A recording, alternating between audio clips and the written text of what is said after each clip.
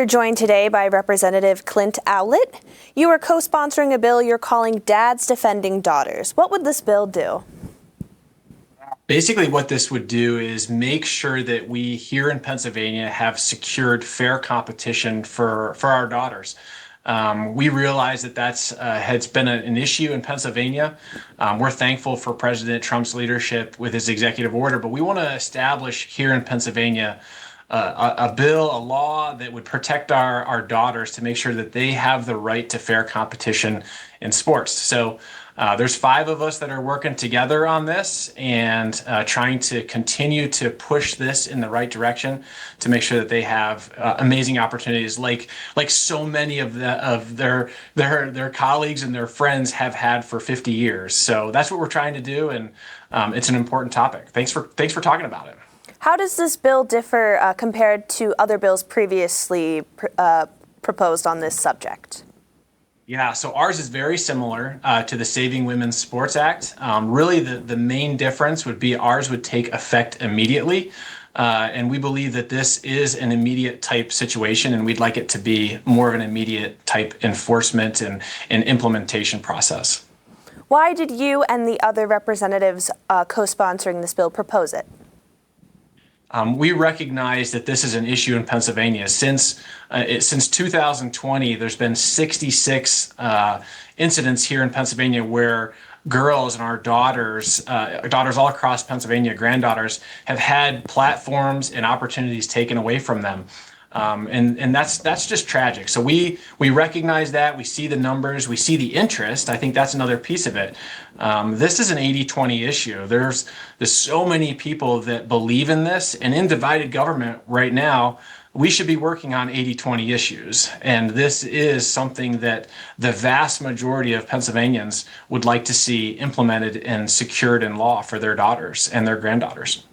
What level teams would this apply to? Only high school, or does it go lower grades or beyond high school? Yeah, so it would be beyond high school and high school. So it affects all the actual interscholastic sports right here in Pennsylvania, and that's the goal, is to make sure we're protecting everybody. Can you talk a little bit about what the PIAA, the State Athletic Association for Students, what their rules are regarding who can play on the women's teams? Yeah, right now they've been kind of taking a sideline on a lot of this stuff, and we believe that here in Pennsylvania, we want to make sure that through the legislature, there's no ambiguity about this. We want to make sure that we have a law on the books that creates predictability and stability for our daughters, and that's what we're trying to do. Where PIAA lands on this and kind of the back and forth and following an executive order, or if another president comes in and takes it away, that's a problem for us. So we would like to make sure that we have a law on the books here in Pennsylvania so we don't have to rely on anything from PIAA. Can you talk a little bit about that executive order that President Trump signed one of his first weeks in office for his second term? It's titled Keeping Men Out of Women's Sports. What impact does that have on Pennsylvania with or without this legislation? Yeah. So what he has done is he has really, through some funding organizations and opportunities through that, he's really put it out there that this is what we expect to see from the federal government. And we want to see the same type of security and predictability for our daughters here in Pennsylvania through actually having a law on the books. And that's our goal. We appreciate the leadership and what this has really done. This has helped a lot of our daughters and granddaughters across the state, but we want to have that predictability and stability for them long term. What feedback have you heard from your constituents on this bill? Yeah, I've gotten a lot of really great feedback from constituents. I actually just got off the phone a few minutes ago from a mom that was just over the moon about us actually taking a stand on this. We've really appreciated our colleagues in the House and Senate that have worked on this over the years, and we've been right there supporting them. But it's really what we believe is it's time for dads to step up. This is Dads Defending Daughters. That's the name of this bill, and really take a lead role in actually advocating for this bill and for the protection and the fair play opportunities for our daughters. In July, Governor Shapiro spoke out against a similar bill, calling it, quote, the work of extremist politicians, end quote. How do you respond to that? I can't believe he actually said that because he's calling 80% of Pennsylvanians extremists in doing that. This is an idea and a concept that resonates with so many people. So to call 80% of Pennsylvanians extremists who support this, I would actually say, it's actually an extremist idea to go against what 80% of the people in the Commonwealth would love to see with this. So I was kind of surprised he said that. It would be really interesting to see if he actually meant that. But it's definitely, I don't think it's extreme to stand up for our daughters and trying to make sure that they have fair competition, just like we've had for 50 years. I don't think that's extreme. I think it's extreme to go in the opposite direction, and that's why we're introducing this bill and working at it. Is there a chance later on to include collegiate or professional athletes under this legislation?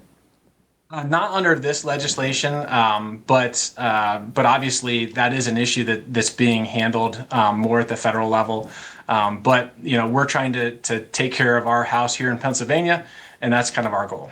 How have your colleagues in the House responded to this legislation? We've had some really good response from this. Our press conference that we had generated an incredible amount of social media following and views. People are engaged on this probably more than any topic that I've ever worked on. So our colleagues are right there with us.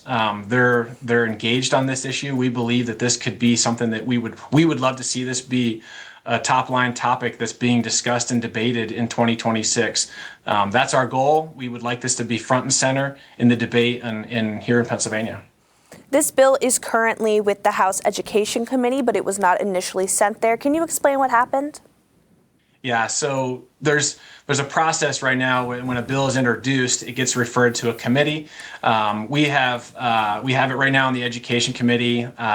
There's also a discharge resolution process. And what's interesting is the prior bills that have gone before us were in education, and then they were discharged and sent to another committee. Basically, what the Democrats in the House are doing is they're playing, they're definitely doing some gymnastics with these bills because the discharge resolution process is supposed to bring this bill directly to the floor for a vote.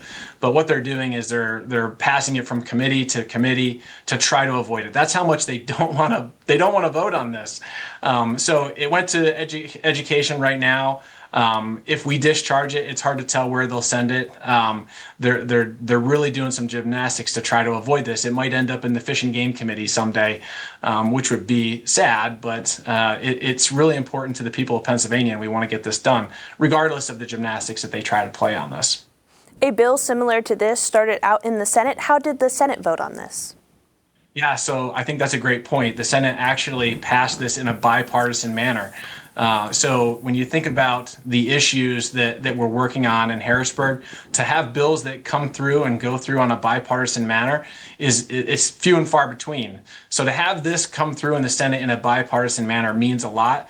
I think it also says that the governor is actually calling some Democrat senators extremists, which is probably problematic. But it's not extreme to stand up for our daughters. It's always the right time to protect them and do the right thing.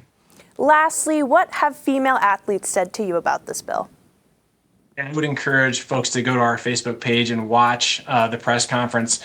Other athletes like Lily and Paula Scanlon, they shared their personal stories. And when you hear their personal stories of what they've gone through and the defeat, I mean, when Lily talked about having to change and feeling like they needed to change in porta potties to be able to protect themselves, those are the statements that kind of really break my heart and help me understand why we're doing what we're doing. So we've heard from students all across the state that are just happy that people are standing up for them and trying to do the right thing and making sure that they have the right to fair play is the main goal, and protecting them. And that's what we're trying to do.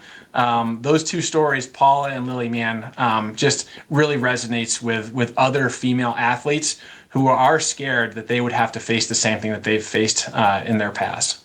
Representative Clint Owlett, thank you for your time. Thanks for having me.